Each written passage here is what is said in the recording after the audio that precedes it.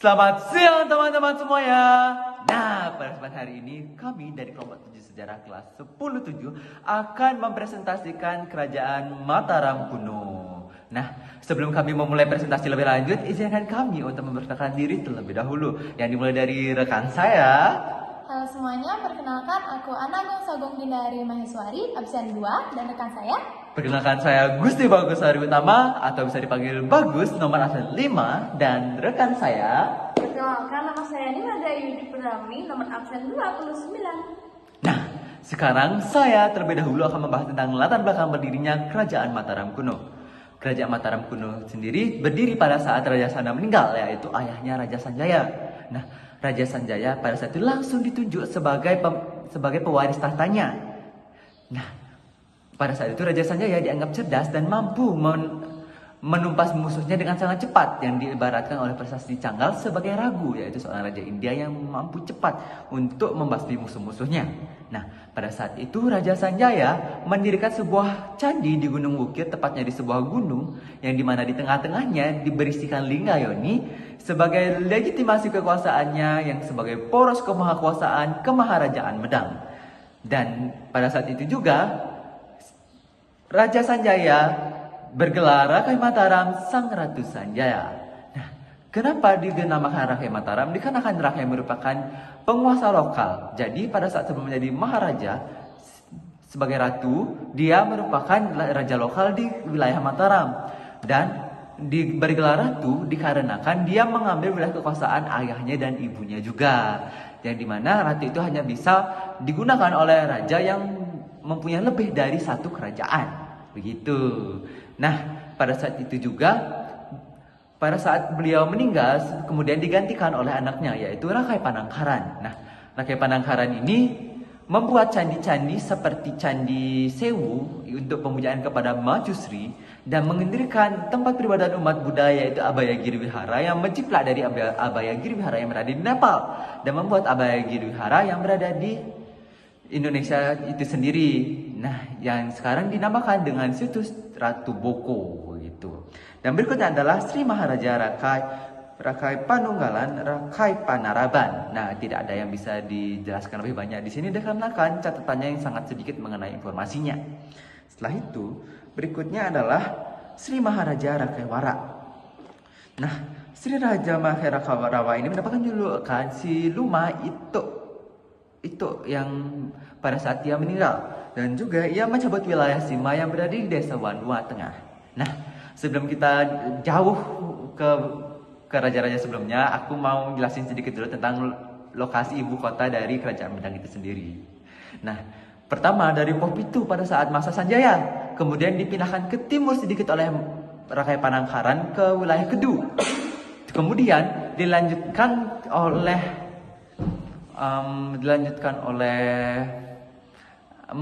ke Mamratipura oleh Rakai Pikatan, dan kemudian pindah lagi ke Popitu oleh Dyah Balitung, dan kemudian pindah lagi ke bumi Mataram sekitaran Yogyakarta oleh Dyah Wawah, kemudian pindah lagi oleh Empu Sidok ke Tamulilang, kemudian pindah lagi oleh Dharma Wangsa Teguh ke Watu Galuh di Jombang. Nah, sekarang kita lanjut membahas raja-rajanya.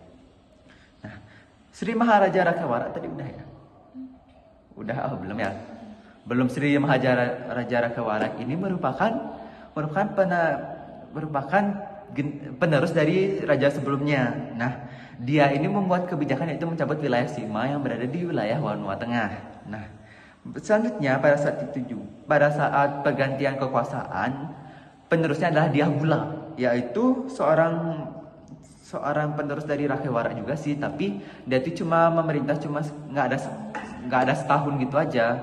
Habis itu dilanjutkan oleh Sri Maharaja Rakai Garung. Pada saat pergantian kekuasaan, penerusnya adalah Dyah Bula, yaitu seorang penerus dari Rakai Wara juga sih, tapi dia itu cuma memerintah nggak ada setahun gitu aja.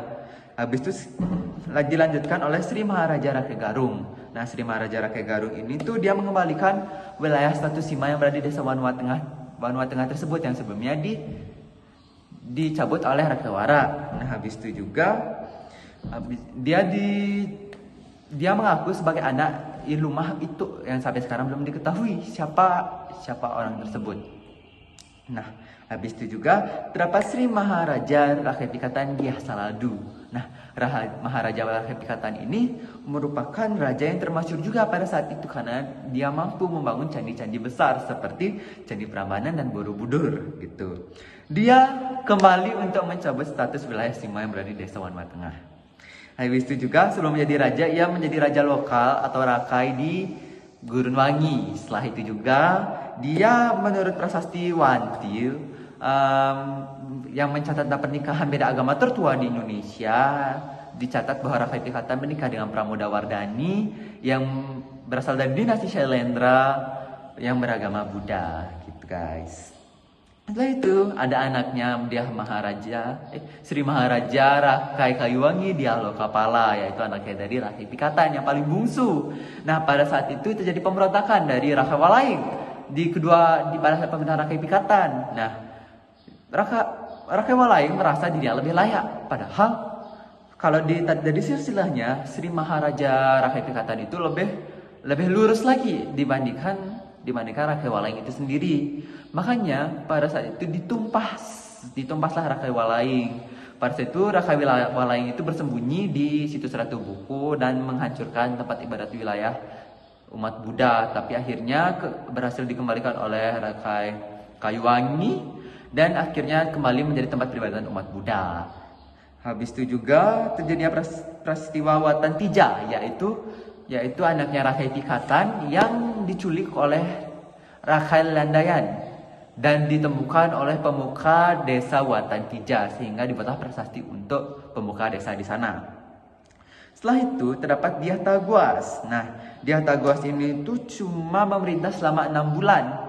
Sama seperti Dyah Gula, kemungkinan ini terjadinya ada kegulingan kekuasaan yang dimana pada saat di akhir pemerintahan juga dia tetap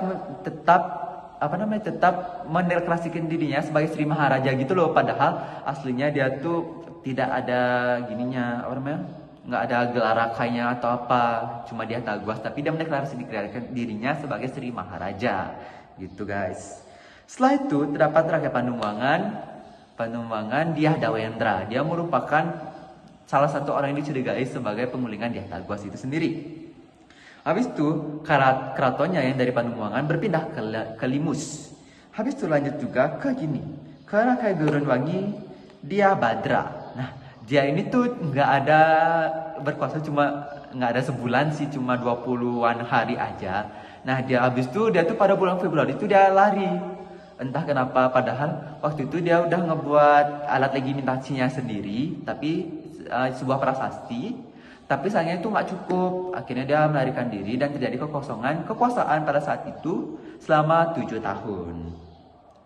Dan akhirnya pada 894 Masehi, kekosongan tahta itu diisi oleh Rakai Wungkal Humalang Dyah Jebang. Yang dimana pada saat itu dia cuma memerintah 4 tahun, tapi dikarenakan dia meninggal gitu guys. Dan selanjutnya itu adalah Rakai Batukara Dyah Balitung. Sampai disinilah Mataram Kuno mencapai puncak kejayaannya, dikarenakan beliau mampu mengeluarkan 45 prasasti pada saat masa pemerintahannya. Nah, Dyah Balitung ini sendiri juga dicurigai sebagai, bukan dicurigai sih, Dyah Balitung ini merupakan menantu dari raja sebelumnya. Jadi bukan pewarisahnya, tetapi menjadi raja. Menjadi raja begitu. Habis itu dia juga sangat mengeluarkan prasasti seperti prasasti Kubu-Kubu, Mandasih, Wanma Tengah, dan lain sebagainya yang tidak dapat saya sampaikan 1 sampai 45 prasasti. Setelah itu adalah Dyah Daksutama Empu Daksa. Nah, Empu Daksa akhirnya melakukan pemberontakan kepada Dyah Balitung dikarenakan Empu Daksa ini keturunan langsung dari raja sebelumnya dibandingkan Dyah Balitung yang merupakan iparnya dari Dyah Daksa ini atau Empu Daksa ini. Apalagi pada saat itu Empu Daksa sudah menggunakan kalender bertarik Sanjaya atau Sanjaya Warsa pada saat itu yang membuat legitimasinya semakin kuat kembali. Habis itu ada Sri Maharaja Rakai Layang Dyah Tolodong. Tidak banyak juga yang dapat dijumpai di sini dikarenakan minimnya informasi terkait prasasti ataupun candi yang terdapat di Dyah Tolodong ini. Habis itu ada Sri Maharaja Puwagiswara. yang cuma tercatat di Prasasti Palebuhan. Prasasti ini berisi tentang peresmian daerah Sima di Palebuhan oleh Sri Maharaja Puwagiswara. Nah, berikutnya adalah Sri Maharaja Rakai Sumba Diahwawa, yaitu raja terakhir di masa pemerintahan Mataram kuno edisi Jawa Tengah. Nah, dia memerintah pada tahun 927 sampai 929 Masehi. Dan tercatat dalam Prasasti Wulakan dan Prasasti Sanguran, yang dimana dua-duanya sama-sama menceritakan tentang pemberian wilayah Sima di kedua daerah tersebut. Nah, habis itu juga sebelum dia menjadi Rakai, dia juga tercatat sebagai pengadilan agama di kerajaan Mataram kuno. Dan pada masa akhir pemerintahannya diceritakan bahwa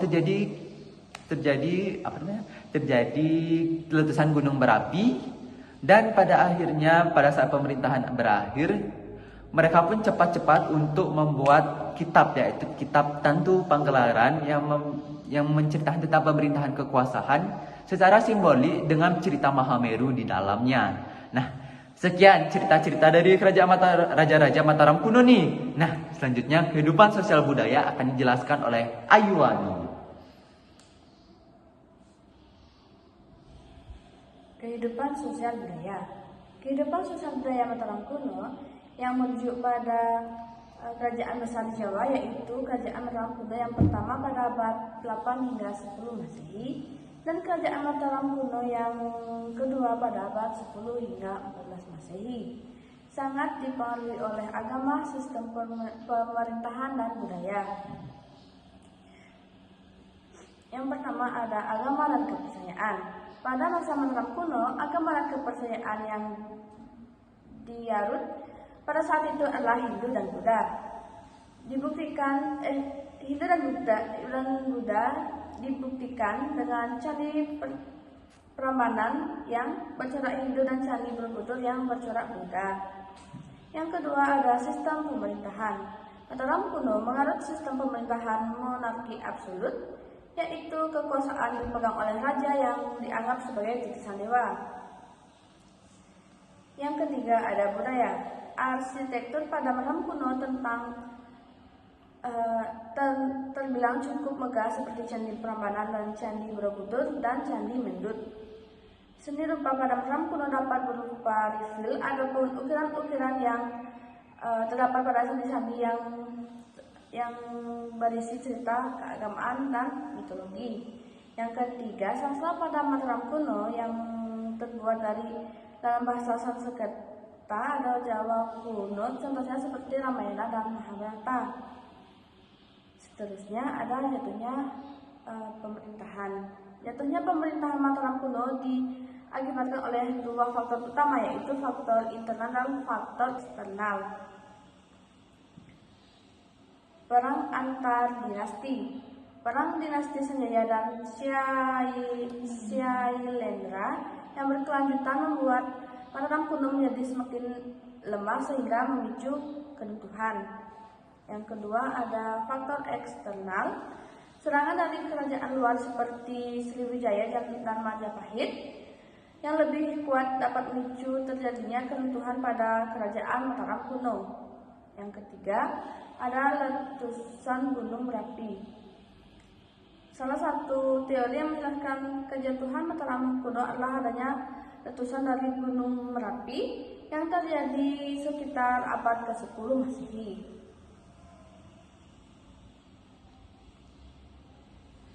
Seterusnya akan dilanjutkan oleh rekan saya. Oke, jadi yang sekarang adalah bagian dari peninggalan-peninggalan kerajaan Mataram kuno. Jadi peninggalan yang pertama adalah Candi Prambanan. Candi Prambanan adalah candi yang bercorak Hindu yang dibuat sekitar pada tahun 773 Saka atau tahun 856 Masehi. Candi tersebut dibuat oleh Raja Balitung Mahasambu dan hal tersebut diambil dari prasasti Siwagra. Prasasti Siwagra itu dibuat juga pada tahun 773 Saka atau pada tahun 856 Masehi pada masa kepemerintahan Raja Rakai Pikatan. Lalu Candi Prambanan itu terletak di Kecamatan Borobudur, Kabupaten Sleman, Daerah Istimewa Yogyakarta. Nah, yang kedua ada Candi Kalasan. Candi Kalasan adalah candi bercorak Buddha yang memiliki arsitektur pada dindingnya yang sangat rumit dan megah. Arsitektur yang rumit pada dindingnya itu disebut dengan Bajralepa. Lokasi dari Candi Kalasan berada sama seperti Candi Prambanan, yaitu di Kecamatan Prambanan, Kabupaten Borobudur, Daerah Istimewa Yogyakarta. Lalu, adapun Candi Kalasan itu dibuat oleh Raja Jampurnaparna Panangkarana atau yang biasa disebut dengan Rakai Panangkaran. Lalu, adapun prasasti dari Candi Kalasan itu yang menggunakan bahasa Sanskerta dengan huruf Panagari. Dan dalam prasasti tersebut disebutkan bahwa penasehat keagamaan dari Wangsa Shailendra menyarankan kepada Raja Jampurnaparna Panangkarana untuk membangun wihara untuk pemujaan Dewi Tara dan untuk para biksu, para pendeta Buddha. Lalu yang ketiga ada situs Ratu Boko. Situs Ratu Boko ini awalnya bernama Istana Abayagiri Wihara, yang berarti biara yang ada di atas Bukit Boko yang penuh dengan kedamaian. Situs Ratu Boko ini terletak di Bukit Boko, Kecamatan Prambanan, Kabupaten Sleman, Daerah Istimewa Yogyakarta. Dalam situs Ratu Boko ini, pertama kali adanya unsur Hindu yang seperti Lingga dan Yoni, Arca Ganesha, dan lempengan-lempengan emas yang berisi kalimat Om Rudra Yanama Swaha. Lalu situs ini pertama kali ditemukan oleh Van Bosscholt yang menyatakan bahwa adanya reruntuhan kepurbakalaan di atas Bukit Boko. Lalu pada 100 tahun kemudian atau 1 abad kemudian barulah dilakukan penelitian oleh FDK Bosch dan tertulis pada buku Keraton Van Ratu Boko dan menyimpulkan bahwa reruntuhan kepurbakalaan tersebut merupakan sisa-sisa keraton. Lalu yang keempat ada Prasasti Abayagiri Wihara. Kalau yang tadi itu adalah situsnya, kalau yang ini itu adalah prasastinya. Sesuai namanya, prasastinya ini ditemukan di Istana Abayagiri Wihara dan situs ini prasasti ini ditemukan dalam beberapa fragmen. Fragmen pertama itu ditemukan pada tahun 1886 yang berisikan tentang dibuatnya biara dalam masa kepemimpinan Raja Samaratungga. Lalu yang kedua ditemukannya fragmen terbesar pada tahun 1954 yang isinya itu menceritakan tentang perayaan atas didirikannya biara di Ratu Boko tersebut. Lalu selanjutnya yang kelima ada Arca Durga. Arca Durga Mahisasura Mardini sekaligus sebagai emanasi Siwa adalah Arca Durga yang membunuh raksasa Asura. Arca Durga ini digambarkan dengan Durga yang berdiri di atas Mahisa atau kerbau dan dengan salah satu tangan memegang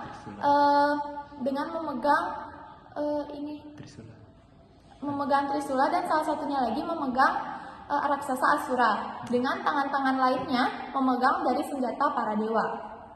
Arca Durga ini ditemukan di Jejeran, Bantul, Daerah Istimewa Yogyakarta. Lalu yang keenam ada Arca Jembala. Arca Jembala ini adalah simbol dari kemakmuran agama Buddha yang digambarkan dengan jembala yang duduk bersila di atas pandasana dengan tangan kanan memegang jeruk atau jembala dan tangan kiri memegang musang dengan mahkota yang berbentuk seperti kirti muka dan perut yang memuncit atau tumbila sesuai dengan khas dewa kemakmuran. Dari kedua arca tersebut, Arca Durga dan Arca Jembala diketahui memiliki style atau gaya ukiran Jawa Tengah. Lalu Arca Jembala ini juga ditemukan di daerah Bantul, Daerah Istimewa Yogyakarta. Lalu yang ketujuh ada Prasasti Canggal. prasasti ini adalah prasasti tertua yang terbuat pada tahun 732